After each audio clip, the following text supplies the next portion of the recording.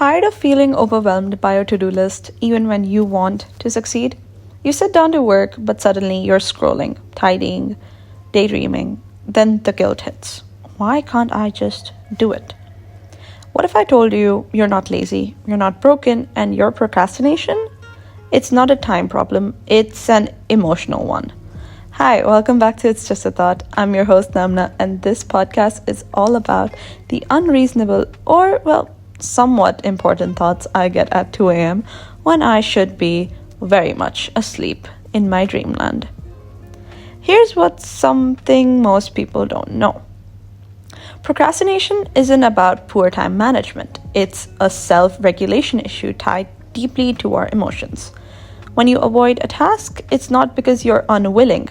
It's because your brain is protecting you from discomfort. Studies from psychology, research from Dr. Tim show that procrastination is a way we cope with negative feelings. Fear, self-doubt, boredom, anxiety. The brain says, this task makes me uncomfortable. Let's do something that makes us feel for good now. So we scroll, clean, watch reels, anything but the things that we're actually supposed to do. In fact, according to research, 95% of people admit they procrastinate. Yet, we shame ourselves like it's moral failing. That's where it starts to really hurt us. Let me be real. I procrastinate so hard, I missed opportunities that meant everything to me. One time during uni, I had an essay deadline that could have boosted my grade. I had weeks. But I didn't touch it until the final night. Not because I didn't care, but because I cared too much. What if I gave it everything and still stuck? So I avoided it until I had no choice. And when I finally turned it in, it wasn't my best. But worse was, I was so disappointed in myself. I thought I was just lazy, but later then I learned I was afraid of failure, afraid of judgment. And that fear is disguised itself as, I'll do it later. We've all been there. We've all said, oh yeah, I'll just do it later. I'll finish it off later. It's fine. I do my best work later. I don't need it. It's been so long. I don't have the time. It's in weeks. But no, we don't end up doing it. We do it the night before and then we beat ourselves up. We've all done it. I beat myself up all the time. Still, even after learning so much about procrastination and reading and researching throughout to make this episode as well, it's still a beast and it'll always be one, but we're still coping with it. So let's peek behind the layers of procrastination, because it's rarely just, I don't feel like it. Most of the time when we call procrastination is actually a form of emotional self-defense. Yep, it's not really, oh yeah, I'm just lazy. We're just trying to defend ourselves emotionally. So here's what's going on under the surface. Fear of failure. We procrastinate to protect ourselves from the possibility of failing. Even if that failure is kind of imaginary, we still try to protect ourselves from it. Think about it. If you never start the task, you never fail at it, right?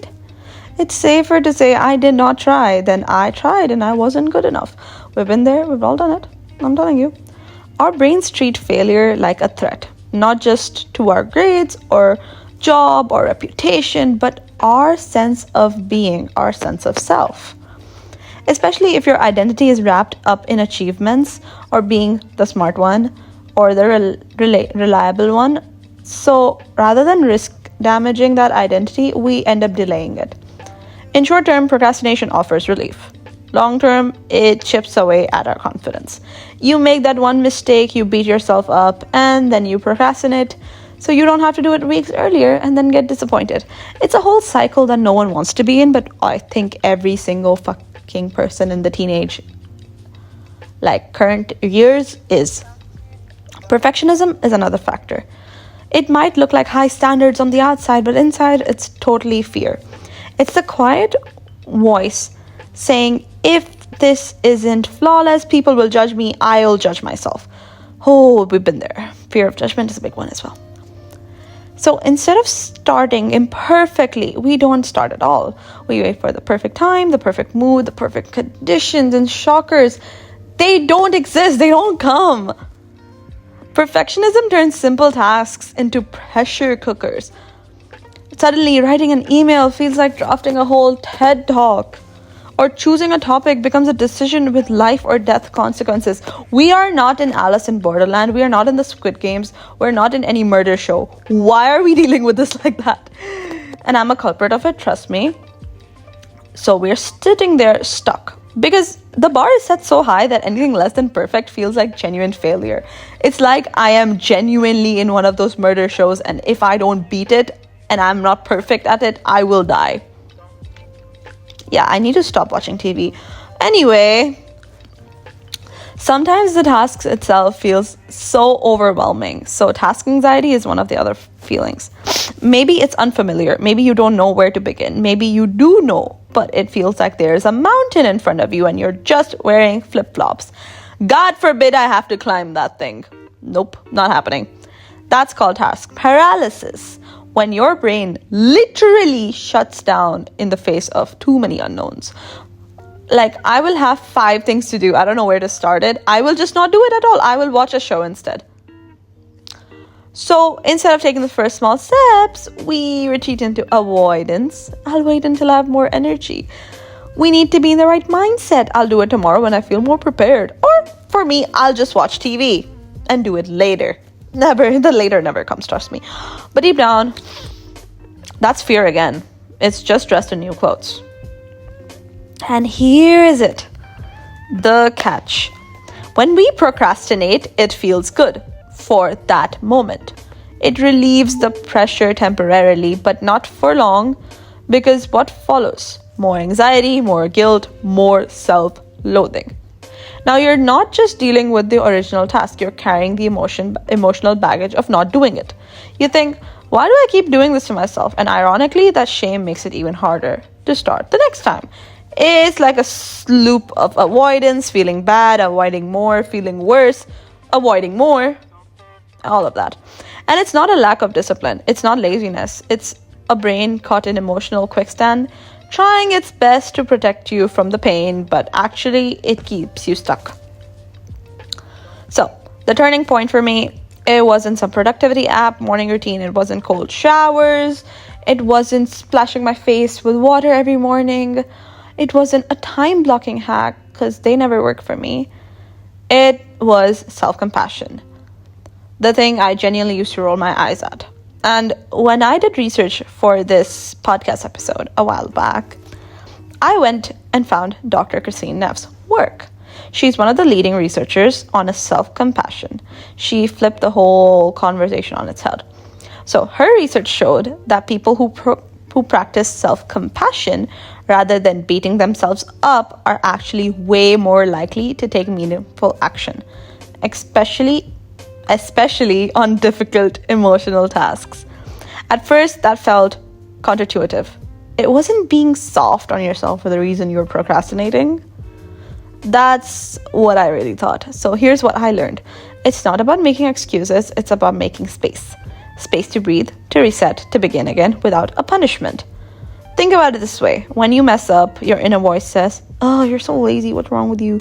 How do you really feel? Does that actually motivate you? No, you feel defeated, ashamed, more stuck. What if that voice said, "Okay, you're overwhelmed. That makes sense. Let's just start with 5 minutes." Now, yeah, that nervous system calms down.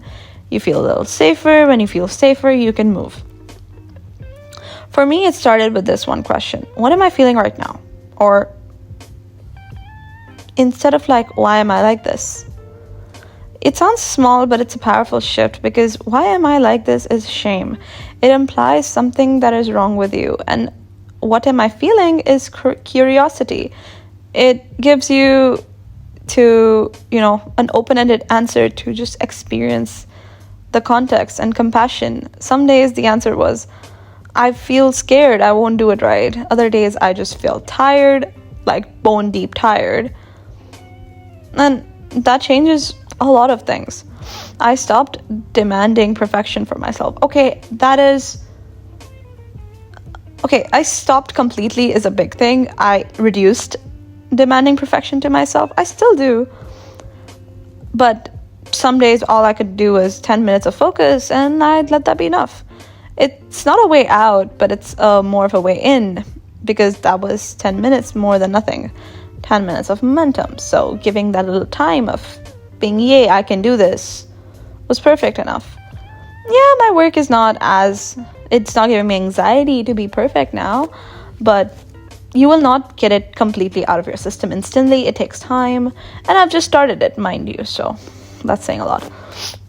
That's when healing starts. My relationship with productivity. I stopped seeing procrastination as a failure of character and started seeing it as a message, a signal from my body and mind that something needed care. The needing care was me, my head, my self-confidence needed care. Now, here is the truth. Self-criticism kills motivation. It traps you in a sham and paralysis. But self-compassion, it makes room for growth, not in the toxic positivity way, but in a soft, steady human way. So if you've been stuck, try being kinder to yourself, not as a luxury, but as a strategy, because shame never helped anyone. Self-compassion, that was real change for kids. Okay, let's talk tools. Not just tips you've heard a million goddamn times, but psych-backed strategies that actually help with your brain screaming, nope, you're caught to avoid everything in a loop. So, these aren't magic. They won't make fear disappear. They will give you traction and when you feel stuck. Because the goal isn't to feel perfect, it's just to start. And I'm not perfect in any of these, so don't mock me if I don't do them, alright? But these are stuff that I have found through research and even some I've tried myself. Make the task tiny. It's the biggest one here. So behavioral science tells us that we are far more likely to act when something feels manageable. That's where something called task chunking comes in. So instead of saying, oh, write a whole report, which is very huge, vague, and overwhelming, right? Open Google Docs, write one sentence, write an opening paragraph for your essay, something like that. That's small, that's a start. But because motivation follows actions and not the other way around. So, time blocking with a reward. So, I don't think it works completely for me, but it works for so many people that I want to add it here. Pomodoro technique is a game changer for so many. It works for me to an extent, So, it's like a 25-minute on and a 5-minute off. So, focus, then rest. It is zero pressure, and it's just, you don't have to power through for hours. In my head, the split is different because 25 minutes is a very short time for me to focus, and the 5-minute rest is also quite short. So I increase the time by like 10, 15, do 30 minutes, and then do 10 minutes of 10 to 15 minutes of rest. But that's the main point, is to have a certain 25 to 30 minutes as a reinforcement, not a bribe. So positive reinforcement in behavioral psychology, as I have learned, it teaches the brain that efforts lead to good outcomes and not stress. So the break time can be a gift, oh, you can watch an episode of the show, or you can text someone, or you can, I don't know, play some games. Depends, really. So get a break, get iced coffee, if you want iced coffee, I've been loving my espresso this time. So that's a good one. And all that. Just get something as a reward at the end of the day. Third, label the emotion. This one comes straight from neuroscience, and it's a way, way more powerful tool than it sounds. Again, this is researched. I haven't been the best at labeling emotions, but it is really, really strong, as I've heard and researched through. This effective labeling, it basically means name what you're feeling. Because when you do, your brain actually uses intensity than the emotion. The fear, the center of the fear, it quiets down. The prefrontal cortex, the part that makes decision, wakes up. So when you feel stuck, ask, what am I actually feeling right now? So not in a deep therapy way, you're not a doctor, you don't need to go to a doctor. Just be like, I feel anxious, I feel overwhelmed, I feel like I won't do it this well, I think I'm stressed about doing it right. So when you know your emotions, and I've tried it out, I'm not perfect at it, but I've tried it out. And I guess it does honestly diffuse emotions. It just makes you like realize, okay, this is the reason why I'm feeling like this. This is the reason why I'm doing this. And then you can, go about fighting it off. So 4, tracking progress. It's not perfections. You just have to track progress. Biggest mindset traps is only celebrating when the whole thing is done. But if you wait until the finish line, you will be so dead tired that you won't really do it. So every time you complete any step, no matter how small, write it down. So I finished this part of my paragraph today. Yay! Good job. And like tick mark it or something, write it down somewhere, put it up on a board so you can see it. You can see your progress.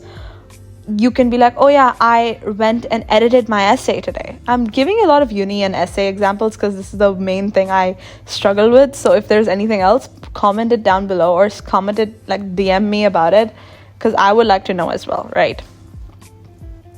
So that's what, just write it down, write those small notes, put it a sticky note on your table, like with check marks of, oh yeah, I finished this today. I did this part of this task today. Oh, I folded my clothes. Oh, I'll keep it in my closet tomorrow. Like, organize. You'll start to see progress way faster when you saw delays. This builds something called self-efficiency, belief that you can do really, really hard things. And that brings up to long-term motivation. Review the script. Language matters. So, when you say to yourself, even silence shapes how you feel about task ahead. If your inner monologue is, I have to do this, you're already setting up resistance. The feeling of pressure, obligation is a chore. You should not take things as a chore. You should be reframing it and rephrasing it to, I choose to do this because it helps me grow. Oh, I'm doing this for me, not just for a grade or deadline. Oh yeah, I really want to do this. It intrigues me. Oh, I want to write this essay. I want to do this research because I want it. It's a very interesting topic, not because, oh yeah, I need to do it for a grade. Oh my God. So this is specifically called cognitive okay, I cannot pronounce this word. It's in a little bullet point on my notes app right now, and I cannot pronounce it for the life of me. So I'm so sorry. Yeah, so you don't need to implement all of these tools at once. Even picking just one and doing it imperfectly can start untangle the cycle. So I did not do all of them. I will tell you that upfront, truthfully, I've not done all of them. I've only done 1 or 2 of these things, and they have started working for me when I need them to work. I have a list for you to see which one works for you. Try them out, check them out. It's all about motivating yourself. It's about little motivation. It's about taking the first step. Procrastination isn't about being lazy. It's about being human, scared, overloaded, trying your best in a messy world. The good news is you can change your relationship with procrastination not by forcing yourself, but by understanding yourself. So next time you catch yourself avoiding something, pause. Be curious, be kind.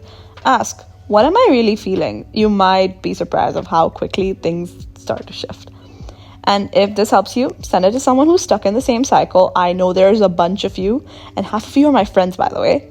And if you're still procrastinating something right now, take this as your sign. Start small, start scared, but just start. And you know the gist by now.